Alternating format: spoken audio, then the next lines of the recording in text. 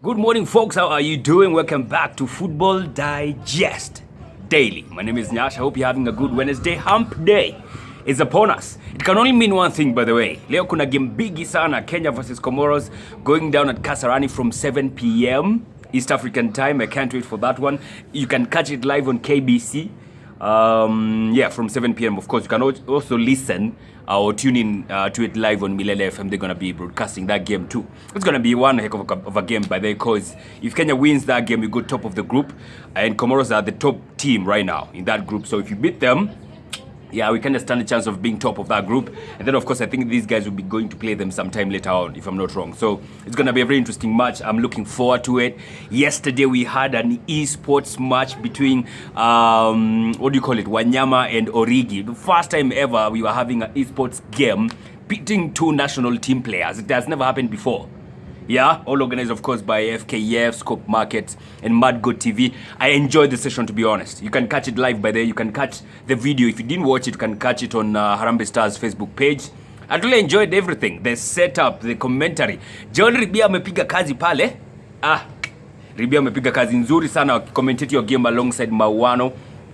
I enjoy. You guys did a fantastic job, to be honest. I never really saw any flaw in the whole production. I didn't. As in, everything was well organized. You guys did a fantastic job. I totally enjoyed that. Of course, the game between Wanyama and Origi was interesting. Wanyama won the first game. I feel like he took his chances very well. He's quite clinical in front of goal. Origi, on the other hand, he has anajua skills, nini, but I feel like his finishing is kind of wanting. Yeah, finishing yake kidogo, it's not really there. Yeah, because I recall, especially in the second game, there are, I think, two chances that he got one-on-ones with the keeper and he squandered them. There's also some chances he got in the first game one-on-one with the keeper na bado alisquander. So, yeah, finishing yake kidogo and needs some improving. And niliona hiyo game after kuwacha wase nikaona, I'm not that badly off on FIFA. Siko mbali sana. I'm not that badly off. I think I can take some of those guys head on. Yeah. Yeah, so all in all, it was a very interesting game. One thing that I learned from that is that FKF might be organizing an e-sports league, an EFKF. And that would be a new thing in Kenya, to be honest, and it would be something amazing if it does happen. Can you imagine if you have an e-sports league in Kenya? Like a league, a proper league, founded, supported by the Football Kenya Federation, the biggest federation of football in Kenya. So if it does happen, by the way, Nick Mwenda hapo atakuwa amepull a first one, and that would be super amazing if it does come through. So of course the game went down, and Wanyama won the game 3-2. Won the first game 2-0, then the other one I think they won the first game 2-1. Then the second game wakadraw 1-1, so of course he won 3-2 on aggregate. So that was up. So tonight from 7 p.m. we shall be catching that game between Kenya and Comoros. It's going to be an interesting one for sure. It's going to be an interesting one. This week though, there's not much football, to be honest. Till Friday. Let me take you through some of the stuff that you might need to watch out for before Friday. Yeah, because most of the games there ni za maana zina happen. Okay, kuna games za maana zina happen kesho, but si game kubwa, but the big games are happening from Saturday, Sunday, Monday. That's when the big games are happening. All right. So of course, besides the Kenya Comoros game, we have some other friendlies. That is not a friendly, by the way. We have some friendlies being played today, which are quite catchy. They involve big teams. You might want to check out Netherlands versus Spain. That's another game that's going to be played tonight. Denmark will be taking on Sweden, another interesting game. Turkey versus Croatia, that's an interesting game. And then we have Belgium versus Switzerland. That's an interesting game, especially because I think these guys are in the same group. No, they are not in the same UEFA Nations League group. I thought they were on the same group. So those are the games worth watching out today.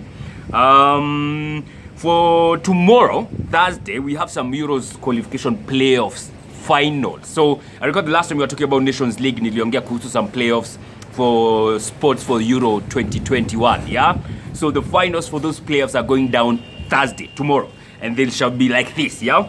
We shall have Hungary taking on Iceland. We shall also have Northern Ireland taking on Slovakia. Hizi ni za kukata na shoka. Now these are proper games, yeah? These itakuwa games biggie. Serbia taking on Scotland, and then the last game is between Georgia and North Macedonia. I think one really interesting game there. Of course, not an interesting, but if I was to single out two games, I would single out Hungary versus Iceland, and I would also single out Serbia versus Scotland. Hizo ni nomare. So those are the games being played before Friday, because I think on Friday I'll have another digest daily, which I'll now tell you of the games being played over the weekend, because hapo ndipo kuna mechi za kukata na shoka.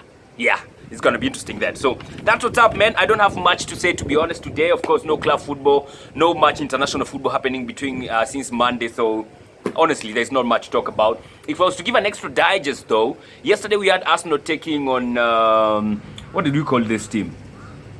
There's a team Arsenal was playing against yesterday. He gave me talk 1-1, an EFL trophy match where we saw Saliba playing. We also saw Callum Chambers playing.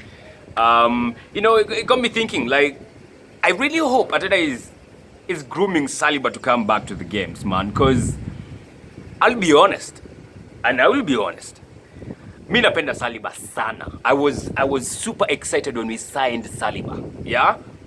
So the more he continues not playing, for me as a fan of him and as a fan of Arsenal, haileti shangwe, inani affect venye Saliba achezi maze, and putting in mind that our defensive problems, of course, maybe ziko much better off, but I mean, ni Saliba. I think he can do much better than guys like Holding, honestly, because I'm looking at it like Wesley Fofana has come to Leicester City. Now, I know they have defensive problems and some guys are out with injuries and stuff, but these are the guys who are holding it down last season and the season before that at Saint Etienne. The two of them. In fact, out of the two, Saliba was the better one.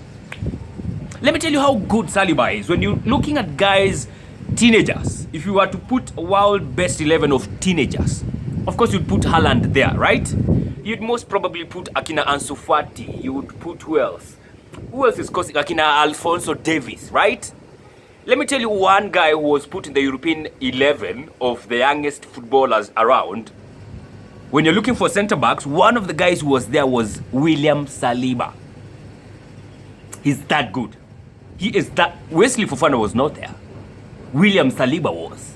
So every time anakaa chezi na shangaa, kwani adapting at Arsenal is that difficult? Is it really that difficult? And of course people will tell me, oh, he lost his mom and all.